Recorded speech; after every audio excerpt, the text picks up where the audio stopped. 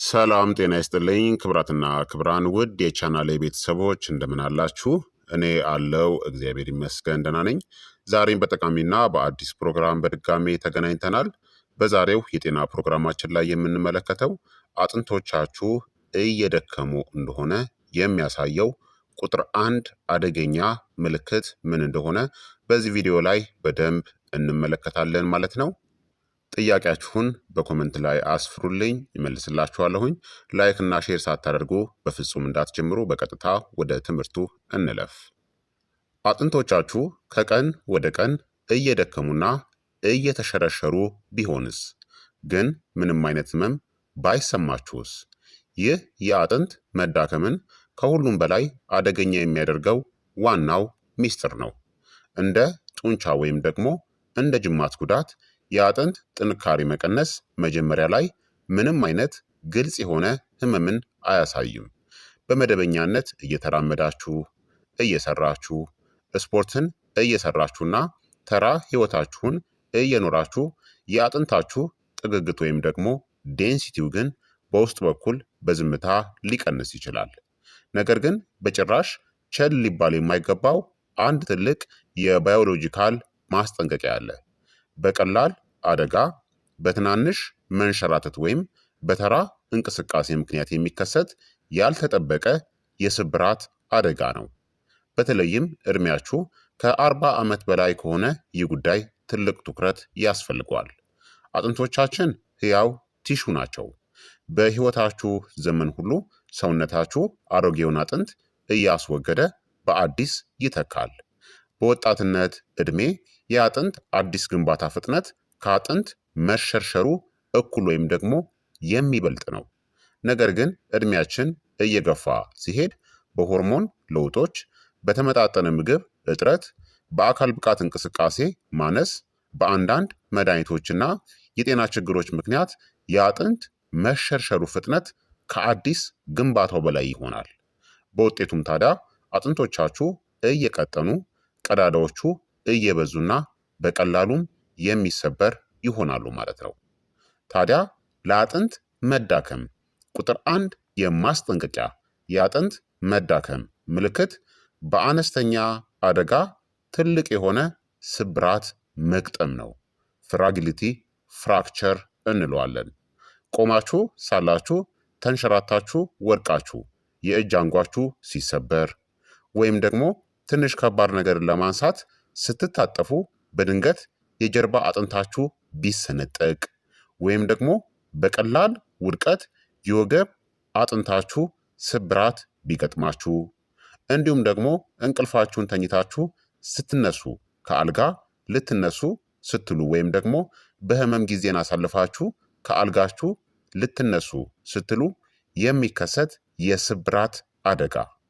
እነዚህ አደጋዎች እንዲሁ የአጋጣሚ መጥፎ ዕድል አይደሉም። ሐኪሞች ይህንን ፍራጊሊቲ ፍራክቸር በአነስተኛ አደጋ የሚከሰት ስብራት ይሉታል። ይህ የሚያሳየው አጥንቶቻችሁ ተፈጥሯዊ ጥንካሬውን በማጣቱ ምክንያት ተራ ኃይል አጥንቶቻችሁን በቀላሉ እንዲሰብረው ማድረጉን ነው። አንድ ጊዜ ይህ አይነቱ ስብራት ከተከሰተ ወደፊት ሌላ ስብራት የመከሰት ዕድሉ በእጥፉ ይጨምራል። ኦስቲዮፖሮሲስ ወይም ድምፅ አልባ በሽታ የአጥንት መሳሳት የሚባለው ለዚህ ነው።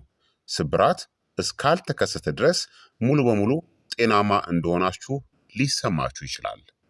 ታዲያ ስለ አጥንት መሳሳት ሌሎች ልታስተውሏቸው የሚገቡ 4 ወሳኝ ምልክቶችም አሉ። እነሱን እንመልከት። አንደኛ የቁመት መቀነስ ነው። ባለፉት ዓመታት ቁመታችሁ በግልጽ ቀንሷል። በጀርባ አጥንት ላይ የሚፈጠሩ ጥቃቅን የስብራት ሰንሰለቶች ምክንያት ቁመት ሊቀንስ ይችላል። በግልጽ የሚታይ ቁመት ቀንሶ ከሆነ በተለይም ከጀርባ ህመም ወይም ከሰውነት አቋም ለውጥ ጋር ተያይዞ ከሆነ በቀላሉ ተራ እድሜ መግፋት እንደሆነ እንዳታስቡ። ሁለተኛ የጀርባ መጎብደድ ነው። መክበድ ወይም ደግሞ መጉበጥ። የላይኛው የጀርባ ክፍል እየጎበጠ መሄድ የአጥንት መዋቅር መዳከም ምልክት ሊሆን ይችላል። ሶስተኛ ድንገተኛ የጀርባ ህመም። ዕቃን ስታነሱ፣ ስትታጠፉ ወይም ደግሞ ስታስሉ በድንገት የሚመጣ የጀርባ ህመም የአጥንት መሰንጠቅ ምልክት ሊሆን ይችላል። ስለዚህ ምርመራ ያስፈልገዋል። አራተኛ ተደጋጋሚ ስብራቶች መግጠም። በተለያየ ጊዜ በቀላል አደጋ አጥንታችሁ የሚሰበር ከሆነ የባለሙያ ምርመራ ያስፈልጋችኋል ማለት ነው። ታዲያ ለአጥንት መዳከም አደጋ ምን አይነት ሰዎች ይበልጥ ተጋላጭ እንደሆኑ ደግሞ እንመልከት። የአጥንት መሸርሸር ወይም መዳከም በማንኛውም ሰው ላይ ሊከሰት ይችላል።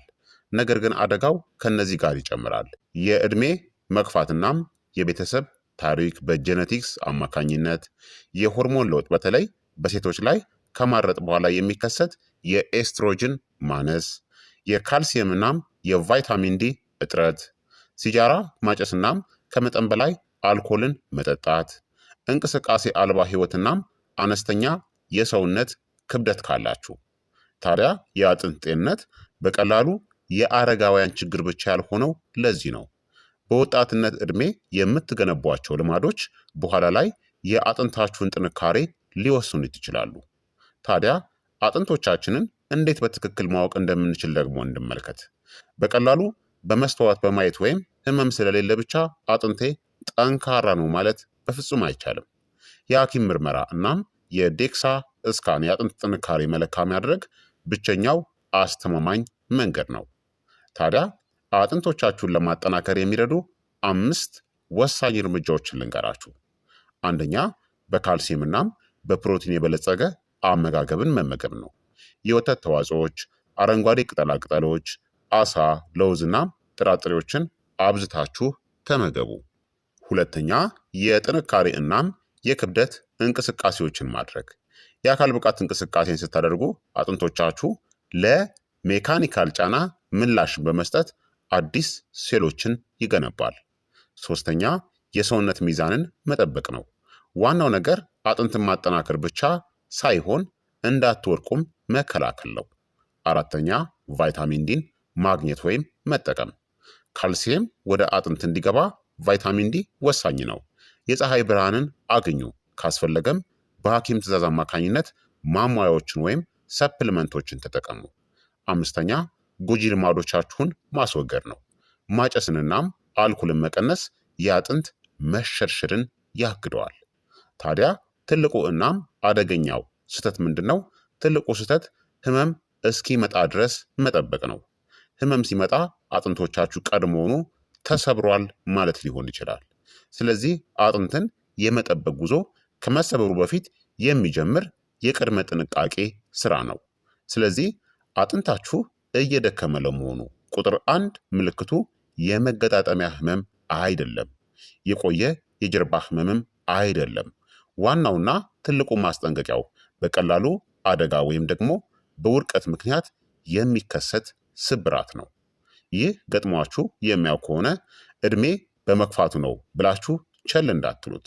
ሰውነታችሁ ምርመራ እንደሚያስፈልገው መልእክትን እየላከላችሁ ነው።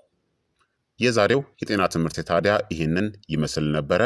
እንደተማራችሁበት ተስፋ አደርጋለሁኝ።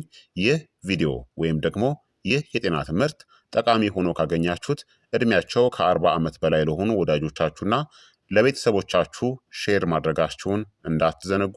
ጥያቄያችሁን ደግሞ በኮመንት ላይ አስፍሩልኝ፣ በደስታ እመልስላችኋለሁኝ።